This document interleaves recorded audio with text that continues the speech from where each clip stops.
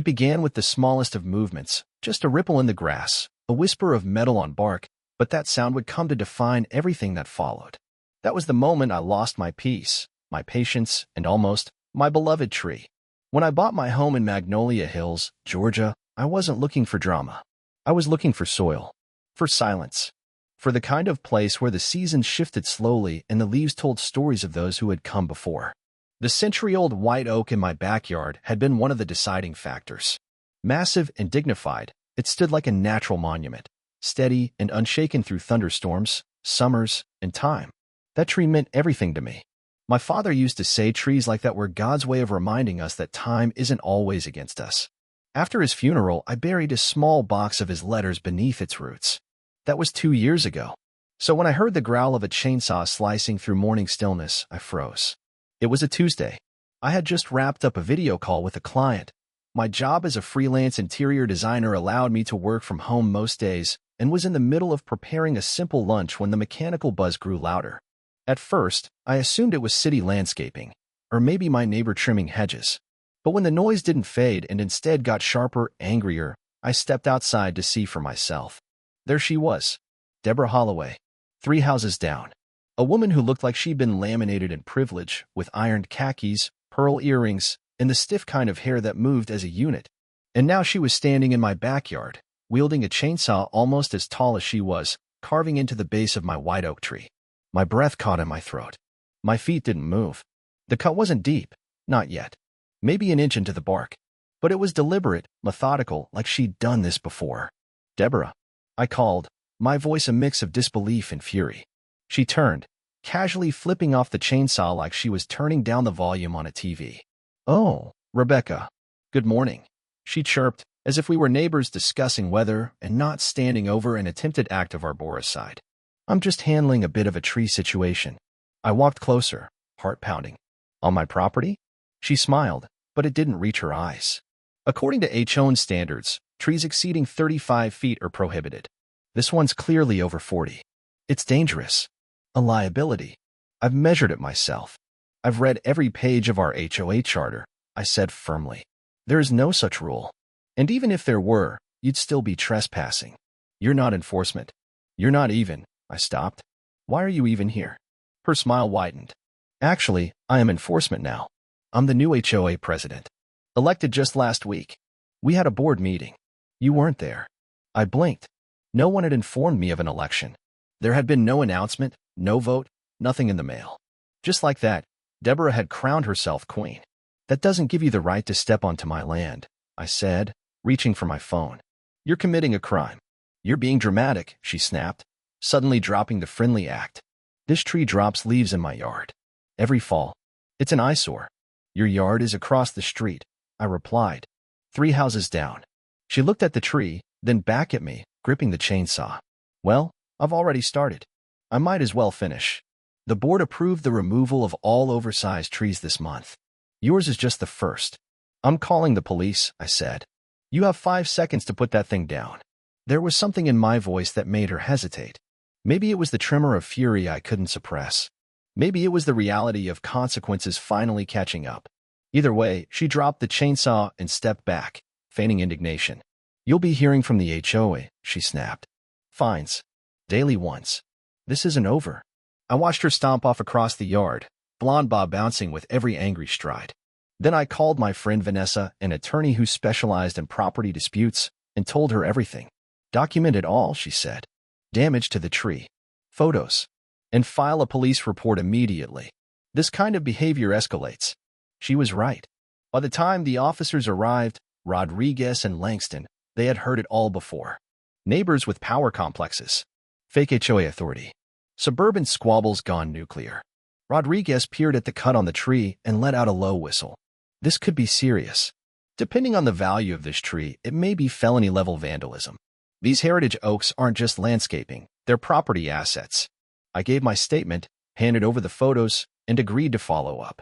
That evening, as the sun dipped below the treetops, a letter arrived. It was printed on HOA letterhead, cheap, pixelated, and misaligned, but official-looking enough to catch my attention. A $500 fine, with an additional $100 per day, for unauthorized foliage exceeding height regulations. It was signed by President Deborah Holloway in a signature so large it bled off the bottom margin. I read the letter twice. Then again. My hand shook, not with fear, but with certainty. This wasn't about leaves or bylaws. This was personal. She had crossed a line, and this wouldn't be the last time. The next morning, Rebecca was up before the sun. She barely slept. Her dreams had been a whirlwind of chain blades and rustling leaves, of phantom finds piling on her doorstep, and the creak of an ancient oak groaning in protest. With her coffee still steaming, she opened her laptop and pulled up the Magnolia Hills HOA digital archive. If there had truly been a vote to elect Deborah as president or approve the tree removal order, it would be there. HOA protocols might be laughably overreaching at times, but they were fanatical about documentation. Nothing. No record of a vote. No meeting minutes. Not a single announcement about leadership changes. Rebecca scrolled through every file from the last 6 months. The last recorded HOA president was still listed as Gerald Quinn, a retired Air Force colonel who had served on the board for 3 years and was known for his no-nonsense approach. She picked up her phone and dialed his number from an old email footer. Hello. The voice was gruff but familiar. Colonel Quinn? This is Rebecca Grant, from 417 Cedarview Lane. Rebecca, he said warmly. How can I help? I'm sorry to bother you, but I think we've got a problem. Deborah Holloway claims she's the new HOA president. She trespassed onto my property yesterday and tried to cut down my oak tree. Said it was part of a board-approved plan. There was a long pause on the line. That woman is not the HOA president, he said firmly. Our next election isn't until November. At our last board meeting, she volunteered to help with landscaping suggestions. That's it. Rebecca relayed everything: Deborah's chainsaw stunt, the fraudulent violation notice, the fake fine. Colonel Quinn was silent for a moment, and then his voice came low and serious. Send me every document she gave you. I'll call an emergency board meeting today. By mid-afternoon, Rebecca had compiled a PDF folder with photos, emails, and a scan of the violation notice. Meanwhile, a professional arborist arrived, sent by Vanessa's firm, to assess the damage to the oak. The expert, a soft-spoken woman named Dr. Alina Miles, circled the tree with quiet reverence. You're lucky, she said, brushing her fingers across the scored bark. She barely got past the outer layer. But had she continued another few inches, it could have compromised the load-bearing structure. Trees like this are worth tens of thousands. Rebecca blinked. Tens of thousands? In certain counties, especially with historical significance, they can go for more than 40,000. And this one is old. Over 100 years. There's power in that kind of longevity. When Dr. Miles left, she promised to send over a full report, including photographic documentation and valuation. Vanessa already planned to use it to press charges if the DA pursued a case. That night, the HOA board held an emergency Zoom meeting. To Rebecca's surprise, more than 20 neighbors joined, most of them visibly flustered. Colonel Quinn's voice cut through the chatter. Let's get to the point. Deborah Holloway has misrepresented herself as president of this board. She has issued fraudulent notices, entered private property without consent, and initiated unauthorized actions. Screens blinked to life with shocked faces. A few had received similar notices, fines for decorative yard flags, patio furniture, even a front door painted a shade too bold. I thought it was odd, muttered one man. My door's been that color since 2002. She told me it was part of a new enforcement wave, said another woman. Said the board had empowered her. Quinn leaned into the camera. We empowered her to trim hydrangeas. That's it. Laughter rippled through the group, breaking the tension momentarily. A vote was held. Unanimously, Deborah was banned from all HOA committees and instructed to cease contact with members unless through official, documented channels. Rebecca felt a wave of vindication, but also caution. Deborah wouldn't take this lightly. And she didn't. The storm hit 3 days later. Magnolia Hills was no stranger to spring tempests. Winds howled like ancestral spirits, rattling the windows and flooding the streets. Rain lashed sideways, hammering rooftops, and turning lawns into shallow lakes. Around noon, with power flickering, Rebecca decided to drive around the block to check for downlines. As she turned onto Oak Bend Drive, she saw them, a crowd huddled under umbrellas, all staring at the smoldering wreckage of a house. It was Deborah's. A massive pine tree, gray, dead, and skeletal, had collapsed onto her roof, splitting it down the middle like a hatchet. Tar shingles, attic beams, and insulation littered the yard like battlefield debris. Water was pouring in, soaking everything. A few neighbors whispered as Rebecca approached. She refused to remove it, one said. 3 different arborists warned her last year. She said trees were only a danger when other people had them, another murmured. Firefighters and city workers moved in and out of the home, taking photos, securing the perimeter. Deborah stood on the lawn, drenched in a yellow raincoat, mascara streaking down her face, yelling at a firefighter as though he were responsible for the tree. Then she saw Rebecca. The color drained from her face, only to be replaced with a red flush of rage. She stormed across the soggy lawn. "You did this," she screamed. "This is your revenge." Rebecca blinked. "Excuse me. You reported my tree. You called the city on me.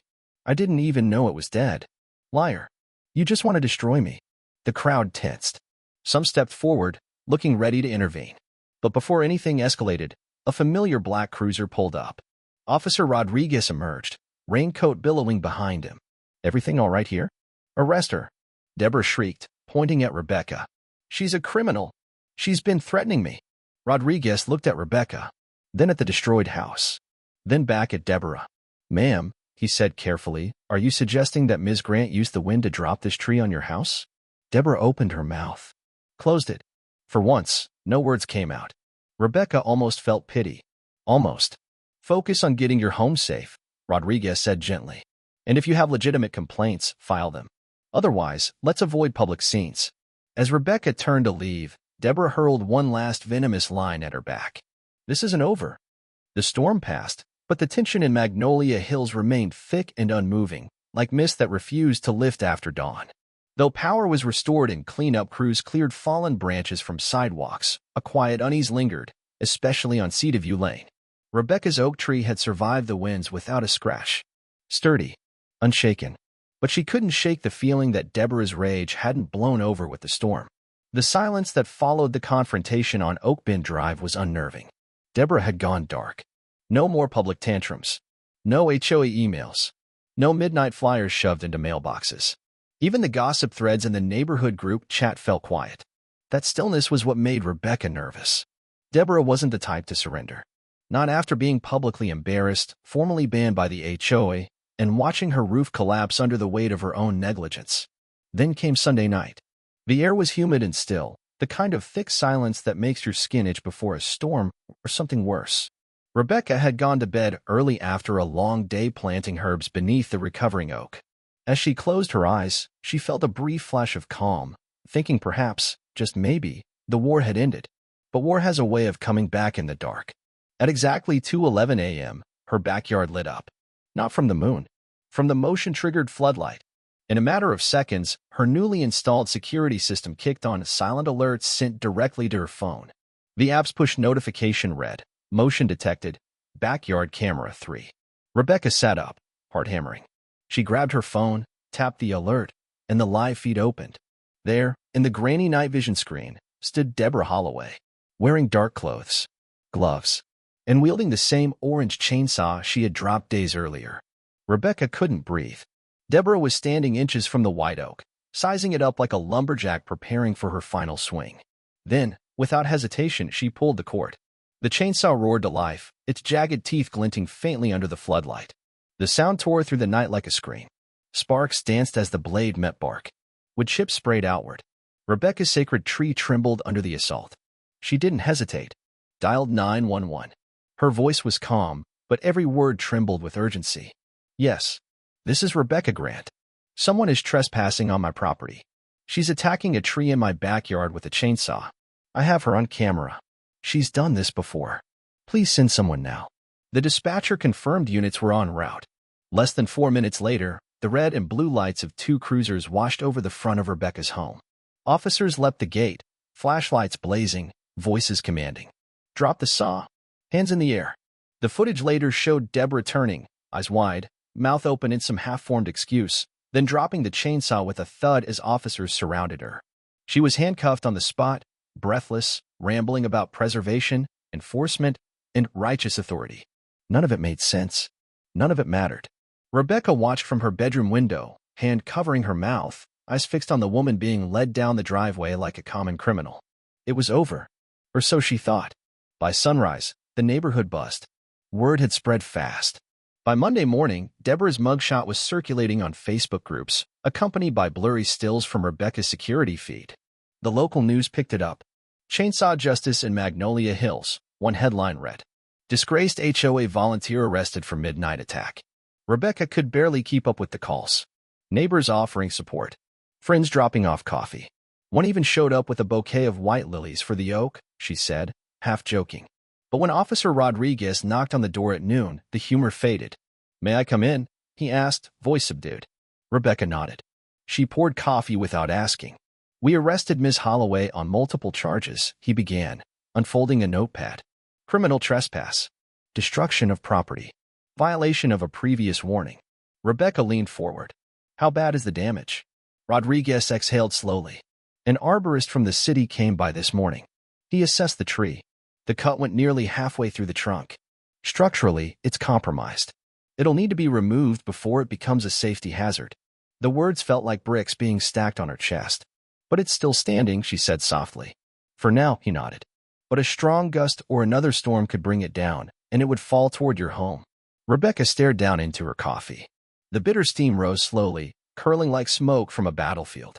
That tree had been part of her life, her memories. It had witnessed her grief, her healing, her journey. Now, because of one woman's madness, it had been marked for death. We'll need your formal statement again, Rodriguez said. And the DA's office will likely call on you during prosecution. Because of the tree's appraised value and the previous warning, they're pursuing felony charges. Rebecca nodded, barely hearing him. After he left, she stepped outside and walked to the oak. Yellow caution tape circled its base now. The deep, raw gash in the bark looked almost like a wound on flesh, something living that had been carved open. The leaves still danced overhead, oblivious, or perhaps defiantly alive. A neighbor appeared beside her. Then another. Then another. No words. Just presence. Rebecca didn't cry. Not yet. She simply stood there, surrounded by people who had once been strangers but were now silent sentinels of solidarity. That evening, her phone rang again. Vanessa. You're in a strong position, her friend said. We can file civil charges. The tree's value, combined with emotional damage and public harassment, puts you in a category where you could recover tens of thousands. I don't care about money, Rebecca replied. I know, Vanessa said gently. But justice comes in many forms. There was a pause on the line. I'm sorry, Vanessa added. Me too. 3 days after Deborah's arrest, the city posted an official orange notice on Rebecca's fence. Mandatory removal, unsafe structure, code 14-762B. Beneath it, in bold type, was a deadline. Tree must be removed within 10 calendar days. Rebecca read the notice twice. Then again. It was final. The same government that confirmed Deborah's crime was now demanding the evidence, her beloved oak, be taken down before it could fall and cause more damage. Legally, it made sense. Emotionally, it felt like a second theft. She sat on the back steps for over an hour, staring at the trunk. The chainsaw cut had widened slightly. Bark curled at the edges like peeled wallpaper. The internal fibers, once dense and flawless, were beginning to splinter. Despite the tree's massive size and outward strength, it had been fatally wounded. It was only a matter of time. But Rebecca wasn't ready to say goodbye. Not yet. That afternoon, she made a decision. If the city was going to take her tree, they were going to take it on her terms. She wouldn't let it be carted away in shame like some discarded branch. She'd give it dignity. A farewell. A memorial. By nightfall, she had posted a message in the neighborhood forum. Next Saturday, Oak Vigil. 6:30 p.m. Cedarview Lane, backyard of 417. For anyone who's loved this tree or hated what's happened to it, come say goodbye. The response was more than she expected. Over the next few days, notes and cards arrived. Children drew pictures of the tree with birds in its branches.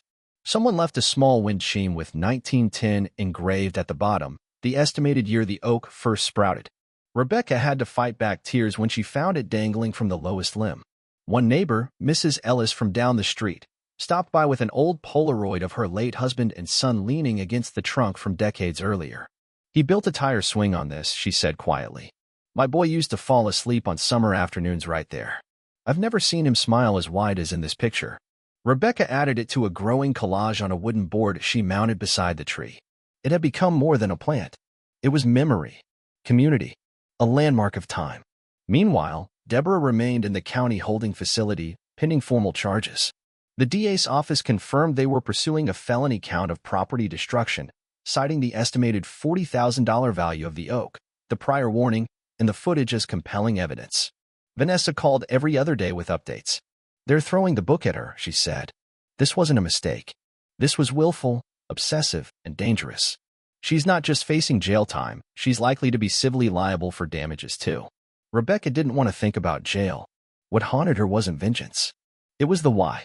Why did Deborah go so far? Was it ego? Control? A deep-seated insecurity wrapped in rules and bylaws? Maybe it didn't matter. But part of Rebecca still wished someone, anyone, had stopped her before she picked up that saw a second time.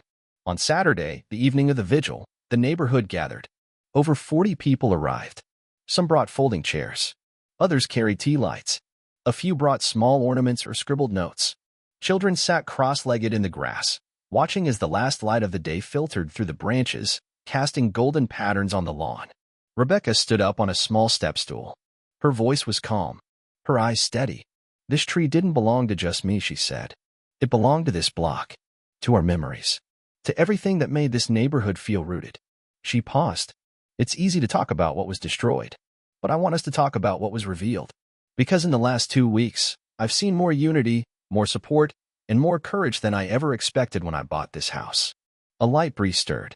"I don't know what Deborah was really fighting for, but I know what we're protecting. And it's more than branches and bark." There was silence. Then clapping. Tears. Someone began playing quiet guitar. A child rested a daisy on the tree's roots. Later that night, as the crowd thinned and the last candles flickered out, Rebecca stood alone beneath the oak. She whispered, "Thank you," and touched the wounded trunk. The next morning, the removal crew arrived. Rebecca had hired arborists from a preservation group, not the city's contractors. If the oak had to fall, it would fall with reverence. The crew took their time, explaining every step. They collected seeds, took clippings, and tagged key branches for replanting. One specialist even brought a soil vault so the roots could be preserved for education at a local nature center. As the chainsaw roared, not with rage but with respect, Rebecca stood with her hand on her heart. And when the final limb fell, the entire neighborhood watched in silence. 2 weeks later, Rebecca stood in her yard, staring at a sapling. It was a white oak, barely 5 feet tall, but with leaves already wide and full of promise. Planted in the exact spot where the old tree once stood, it bore a tiny plaque. "May roots run deeper than anger. May shade outlast storms. Courtrooms are colder than they look on television." It wasn't just the air conditioning humming overhead or the pale gray paint on every wall. It was the silence, the weight of it. The kind that hangs over a room when justice is about to be dissected. Rebecca had never been inside a courtroom before, not like this. She sat near the front, her hands folded in her lap, her posture firm but still, like her white oak had once stood before it was carved in rage. Deborah Holloway sat at the defense table. Her appearance had changed. Gone were the designer khakis and smug HOA swagger. She wore a plain navy suit, her hair pulled back too tight, her lips pale. She looked smaller now physically, emotionally, like a balloon that had deflated under its own pressure. The prosecution laid out its case with quiet precision. The trespass. The unauthorized property destruction. The clear violation of a prior police warning. The high valuation of the tree. The video footage. The prior behavior. And finally, the impact on the community. Rebecca had provided her written statement and sat through hours of testimony. But it was what came next that turned the room on its axis. The DA introduced a new motion. A sealed folder was handed to the judge, then passed to the defense. Deborah's attorney objected. The judge overruled. And just like that, the case expanded from a chainsaw rampage to something deeper. Financial fraud. The DA presented evidence that while Deborah had been masquerading as HOA president, she had also opened an unauthorized HOA expense account under her name. Small at first, $85 for landscaping evaluations, $312 for tree safety reports. But it grew. Thousands of dollars. Redirected funds. Fake invoices. A tree removal service that didn't exist. A contractor she claimed was hired to inspect properties. Turns out he was a personal acquaintance from her hometown in South Carolina, and the checks had gone directly into a shared account. Rebecca sat frozen. This wasn't just a power trip. This was theft. Control had been the mask. Money had been the motive. The courtroom buzzed with tension. The defense scrambled. Deborah's lawyer requested a recess. The judge granted one, but it was clear this wasn't going away. During the break, Officer Rodriguez approached Rebecca quietly. "She's unraveling," he said, voice low. "I didn't know about the fraud charges until this morning, but it doesn't surprise me. People like her, when control slips through their fingers, they try to grip something else. Anything." Rebecca nodded, watching through the glass as Deborah sat in the hallway, her hands trembling on her lap. "I used to wonder why she hated the oak tree so much," Rebecca said. "But now I think she hated what it represented. Something strong, rooted, respected. She couldn't control it, so she tried to destroy it." 2 weeks later, the civil suit began. Rebecca was now suing Deborah for damages totaling $46,800, the estimated tree value, emotional distress, legal costs, and property restoration. The arborist report was thorough. Vanessa had compiled a mountain of documentation, and public sympathy leaned heavily in Rebecca's favor. But that wasn't the end of the revelations. One morning, Vanessa called with an edge in her voice. "We found something." Rebecca sat down. 2 years ago, Deborah was forced out of her neighborhood HOA in Charleston after a similar incident. She created a fake enforcement branch, called it the Community Preservation Squad, and started issuing violation warnings to her neighbors. She was caught forging HOA documents, banned, and relocated here under a different last name. Rebecca blinked. So Holloway isn't even her real name? Birth name's Whitaker. She changed it legally after Charleston. Was that ever reported? Settled out of court. NDA sealed it. Rebecca exhaled, eyes narrowing. She didn't just snap. She's been doing this. At the next hearing, Vanessa filed for punitive damages, citing willful deception and repeated fraudulent conduct. Deborah, now out on bail and under court-ordered supervision, barely looked up. Her reputation was gone. Her finances were gutted. Her home, the one with the collapsed roof, had a foreclosure notice posted by the bank. And still, not once did she apologize. Not to Rebecca, not to the neighbors, not to the community she had tried to dominate. In a last-ditch motion, her defense argued that Deborah's mental health had deteriorated under the pressures of isolation and control anxiety. But the judge was unmoved. "You were given chances," he said. "You escalated. You fabricated authority. You endangered others, and you destroyed something of value that didn't belong to you. This wasn't mental illness. This was obsession with power, unchecked by conscience." By the end of the month, the verdict was delivered. Deborah Holloway, a.k.a. Deborah Whitaker, was convicted of felony property destruction, fined $25,000 in restitution, sentenced to 6 months in county jail, and barred from participating in any HOA or neighborhood governing body for 5 years. The civil court granted Rebecca full damages. As Rebecca walked out of the courthouse, the sun was warm against her face. A reporter tried to stop her with a mic. "Do you have a message for your community?" But she simply smiled and kept walking. A week later, something unexpected happened. Rebecca received a parcel in the mail. Inside was a letter from a group called the National Urban Tree Conservancy. They had read about the case, followed the news stories, and were offering to fund the planting of 10 white oak saplings across Magnolia Hills, in parks, schools, and community centers in honor of her tree. They even wanted to name the initiative after her, the Rebecca Roots Project. She cried for the first time since the chainsaw, not out of sadness, but out of growth. 1 year later, Magnolia Hills had a different rhythm. Gone were the paper violation slips tucked under windshield wipers. The silence that once accompanied every HOA meeting had been replaced by open debates, laughter, and potluck desserts. The landscape committee no longer policed Flower Heights, and the term HOA enforcement had quietly disappeared from neighborhood language. And yet, the memory of what had happened still lingered, not as a wound, but as a scar with a story. Rebecca Grant had become something she never intended to be. A symbol, the woman who stood her ground, who documented, confronted, and endured. She had never sought attention, but it came anyway. Neighbors looked to her when issues arose. New families mentioned her name like a legend. The Rebecca Roots Project, now in its 6th month, had already seen 7 white oak saplings planted across town. At the local elementary school, children took turns watering a young oak named Hope. A small plaque read, "Dedicated to standing tall, even when storms come." Rebecca didn't like speeches, but she gave one anyway when the 10th tree went into the ground. Her voice, steady as ever, echoed through the park as she said, "We're not just planting trees. We're planting memory and choice. A choice to protect instead of destroy. to grow instead of control, to listen instead of dominate. The applause was quiet but sincere. Life was good, simple, until the moving truck appeared across the street. It was late March.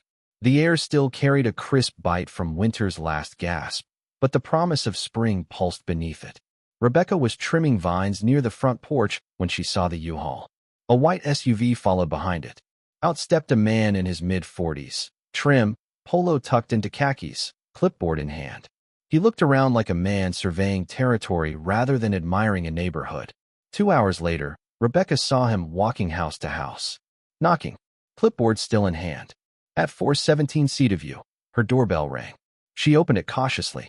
"Good afternoon," the man said too brightly. "My name's Alan Roscoe. I just moved into 411, and I'm looking to reactivate our HOA's standard compliance checks. Just introductory stuff, paint colors, lawn edging, holiday decor regulations, that sort of thing." He smiled. Rebecca didn't. She let the silence hang a few seconds longer than comfortable. "Then, you're new." He chuckled. "Guilty, but I've read the charter. Technically, we've been under-enforcing for over a year. I think it's time to get things back on track." "Back on track," she repeated, slowly. "I just think order brings peace, don't you?" he added. "I've seen what happens in neighborhoods that get too relaxed." Rebecca tilted her head. "So have I," she said. He didn't know what that meant. She did. That night, Rebecca attended the HOA Open Forum, the first she'd been to in months. The new president, Angela Park, a retired architect and one of the most level-headed people in town, welcomed her warmly.